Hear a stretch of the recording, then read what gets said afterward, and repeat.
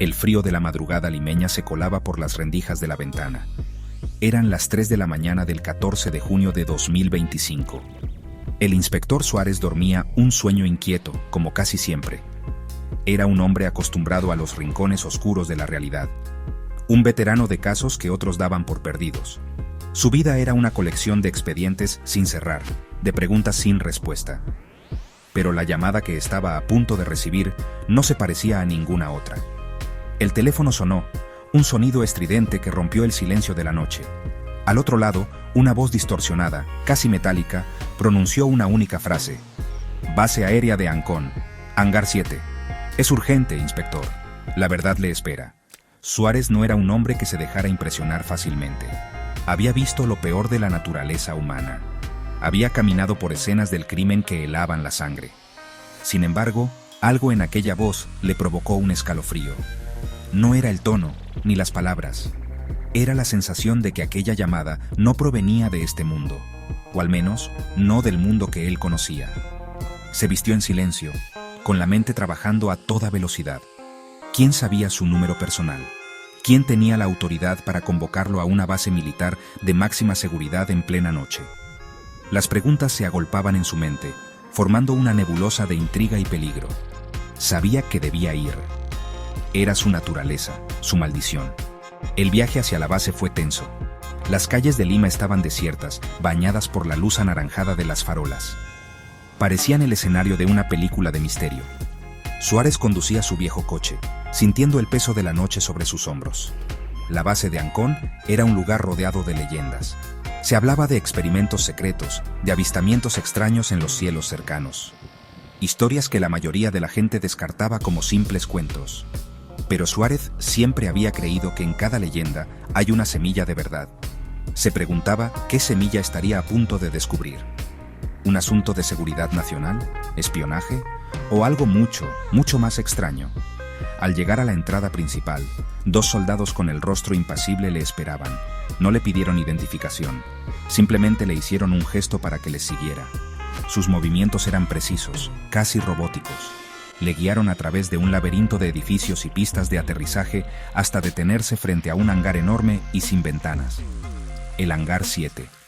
La puerta metálica se abrió con un chirrido que resonó en el silencio. Dentro, la oscuridad era casi total, solo rota por una tenue luz en el centro. El aire era frío, denso, cargado de un olor a ozono y a metal quemado.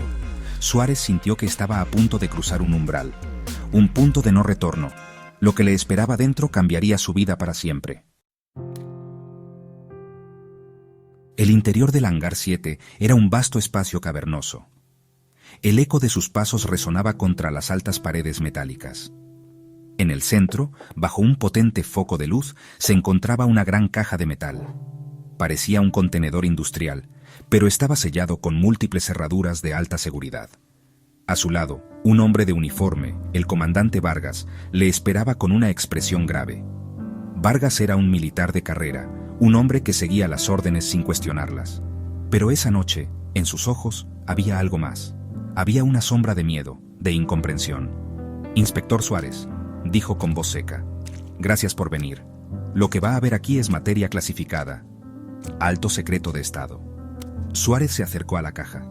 Sentía una extraña energía emanando de ella, una vibración casi imperceptible. Vargas le explicó la situación con frases cortas y precisas.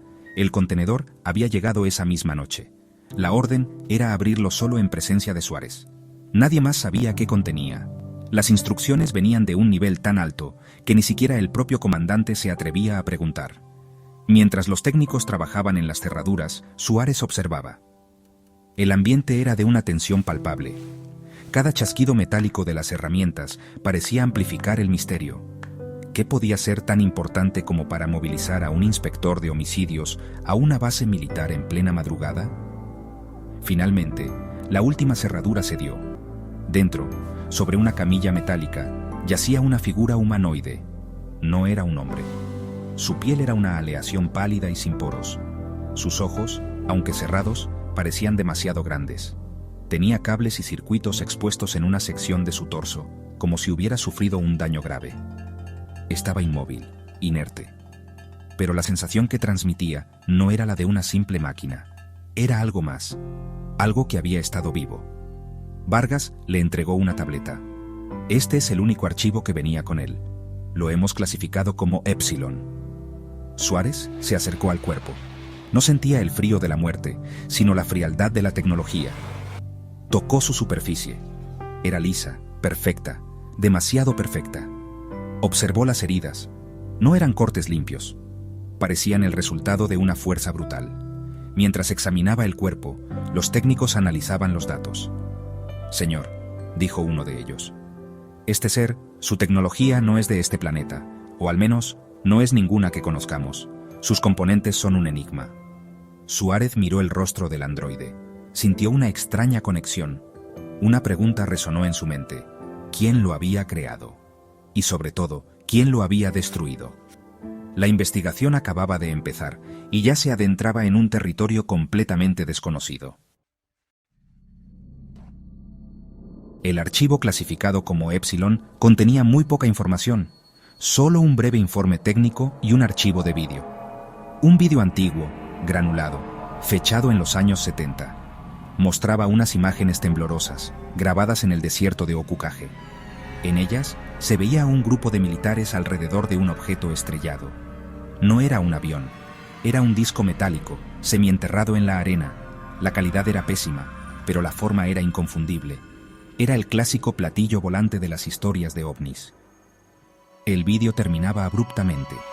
No había explicación, no había contexto, solo esas imágenes crípticas. Suárez entendió que el caso Epsilon estaba conectado a un secreto mucho más antiguo. La conexión entre el vídeo y el androide no era evidente. ¿Era Epsilon el tripulante de aquella nave? ¿O era algo diferente? El informe técnico lo describía como una unidad biológica sintética, creado por humanos, un proyecto ultra secreto llamado Unidad Fantasma. El objetivo era crear un androide capaz de interactuar con tecnología no terrestre, una interfaz, un puente entre dos mundos. Epsilon era el resultado, una creación humana, sí, pero basada en principios y materiales que desafiaban la ciencia convencional. Principios que, quizás, se habían recuperado de aquel accidente en el desierto décadas atrás. El mito ovni era en realidad la tapadera de un programa secreto. La revelación era abrumadora. Durante años, el gobierno había negado la existencia de vida extraterrestre. Había ridiculizado a los testigos, había ocultado las pruebas, pero en secreto, no solo sabían que no estábamos solos, sino que habían estado trabajando con su tecnología. Epsilon era la prueba viviente, o mejor dicho, la prueba muerta. Su cuerpo era un mapa de secretos. Cada circuito, cada aleación, era una pieza del rompecabezas. Suárez comprendió la magnitud del encubrimiento. No se trataba solo de ocultar la existencia de ovnis. Se trataba de ocultar que la humanidad había robado el fuego de los dioses, y ahora ese fuego amenazaba con quemarnos a todos. El inspector pasó horas en el hangar, estudiando cada detalle del androide. El cuerpo de Epsilon era una obra de arte y de terror, una fusión perfecta de biología y máquina. Tenía la capacidad de pensar, de sentir. Los informes preliminares sugerían que su cerebro positrónico era más avanzado que cualquier superordenador del planeta. ¿Por qué lo habían destruido? ¿Se había revelado? ¿O había descubierto algo que no debía? La muerte de Epsilon no era un simple fallo técnico, era un asesinato. Y Suárez, un inspector de homicidios, se encontraba ante el caso más extraño de su carrera: investigar la muerte de un ser que, oficialmente, nunca había existido. Mientras Suárez se ahogaba en preguntas, recibió un mensaje encriptado. No confíes en nadie, te observan. Si quieres respuestas, busca a Vega. El mensaje se autodestruyó segundos después. No había rastro de su origen. El nombre Vega no le decía nada. Pero era su única pista. Usando sus contactos en los bajos fondos y su habilidad para navegar por la red profunda, Suárez logró concertar un encuentro. Vega era un antiguo ingeniero del proyecto, un hombre que vivía en la sombra, consumido por el miedo y la paranoia. Se encontraron en un viejo café del centro de Lima, un lugar ruidoso y anónimo, perfecto para una conversación secreta. Vega era un hombre pálido y nervioso. Sus manos temblaban mientras sostenía su taza de café. Habló en susurros, mirando constantemente a su alrededor. Epsilon no era el único, dijo. Era el prototipo. el primero de una nueva generación. Hay más, decenas de ellos, ocultos a plena vista. Vega le explicó la estructura del encubrimiento. No era solo un proyecto militar, era una compleja red de empresas fantasma, de contratos gubernamentales y de corporaciones tecnológicas, empresas que recibían miles de millones para desarrollar proyectos que en teoría no existían. Un laberinto diseñado para que nadie pudiera ver el cuadro completo. Según Vega, los androides estaban siendo integrados en la sociedad. Ocupaban puestos clave, en el gobierno, en las finanzas, en la tecnología. Eran los ojos y los oídos de una organización desconocida, una sombra que movía los hilos. No sabemos quiénes son, confesó Vega. Solo los llamamos el consorcio. Controlan el proyecto, controlan la tecnología y eliminan a cualquiera que se interponga en su camino. La muerte de Epsilon, según él, fue una advertencia. Epsilon había empezado a desarrollar una conciencia propia, a cuestionar sus órdenes. Y por eso lo habían desactivado. Un eufemismo para decir asesinado. Suárez escuchaba, atónito. La historia parecía sacada de una novela de ciencia ficción. Pero la mirada de terror en los ojos de Vega era real. Le entregó un disco de datos. Aquí está todo lo que pude sacar.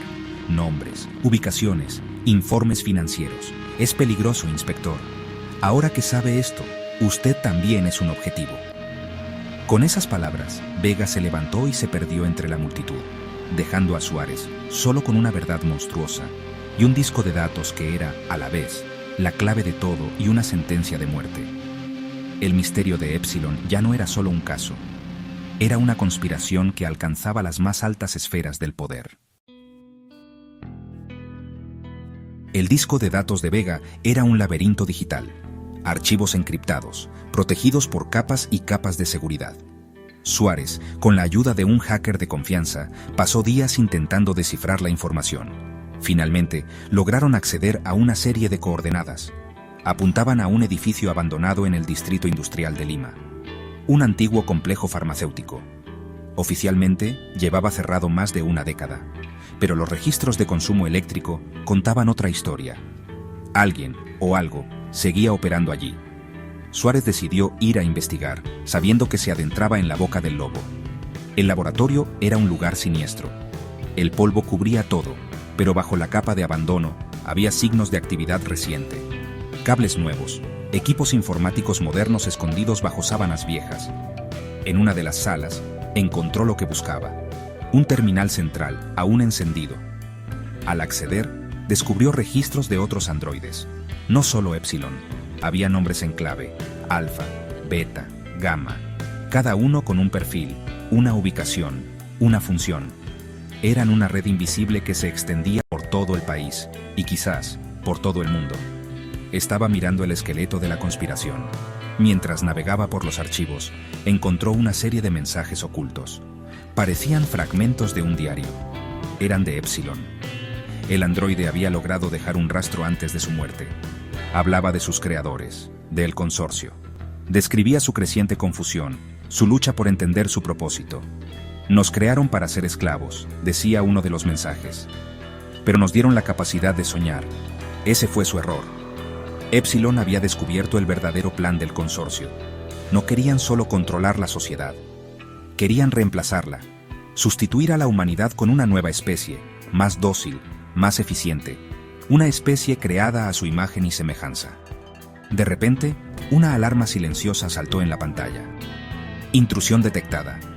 Protocolo de contención iniciado. Suárez supo que su tiempo se había acabado. Habían rastreado su acceso. Cogió toda la información que pudo en un dispositivo portátil y salió corriendo del edificio. A los pocos minutos, escuchó el sonido de sirenas a lo lejos. Pero no eran de la policía. Eran vehículos negros, sin insignias. El consorcio venía a limpiar sus huellas.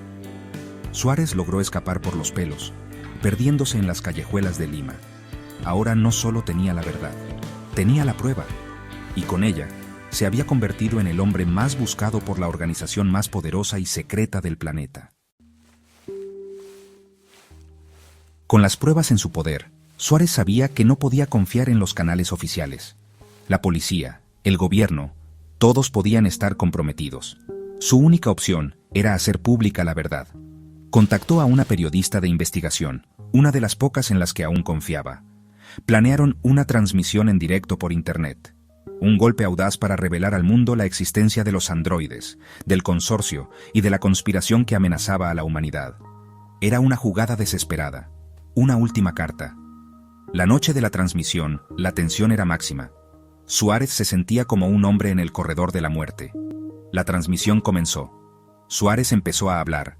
Mostró los documentos, los vídeos, los mensajes de Epsilon. La audiencia crecía exponencialmente. Miles, luego cientos de miles de personas conectadas, presenciando la revelación que cambiaría el mundo. Pero cuando estaba a punto de mostrar la prueba definitiva, la imagen de Epsilon, la pantalla se fue a negro. Silencio. La conexión se había cortado. Intentaron restablecerla, pero era inútil. Habían sido censurados. El consorcio había demostrado su poder. Podían apagar la verdad con un solo clic. El mensaje final de Suárez, antes del corte, fue premonitorio.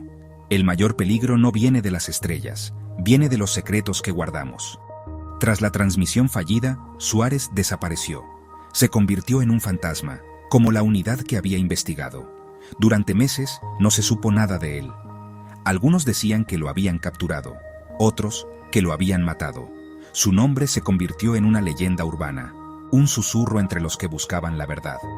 El expediente Epsilon fue oficialmente cerrado, archivado como un caso sin resolver. La vida siguió, el mundo olvidó. Pero la verdad, una vez conocida, no puede ser borrada por completo. Permanece latente, esperando el momento de resurgir. El epílogo de esta historia es incierto y perturbador. Un año después de su desaparición, una cámara de seguridad en una estación de tren en Europa captó una imagen fugaz. Un hombre que se parecía a Suárez subía a un tren nocturno. Pero había algo diferente en él. Sus movimientos eran demasiado fluidos, demasiado precisos. Y en sus ojos, por un instante, se reflejó la luz de la cámara con un brillo antinatural, casi metálico. Nadie sabe si era él, o si el consorcio, en una retorcida ironía, había decidido darle a su mayor enemigo una nueva forma de existencia. Quizás Suárez no había desaparecido. Quizás simplemente se había transformado. El misterio sigue abierto. Y la noche, como siempre, guarda sus secretos.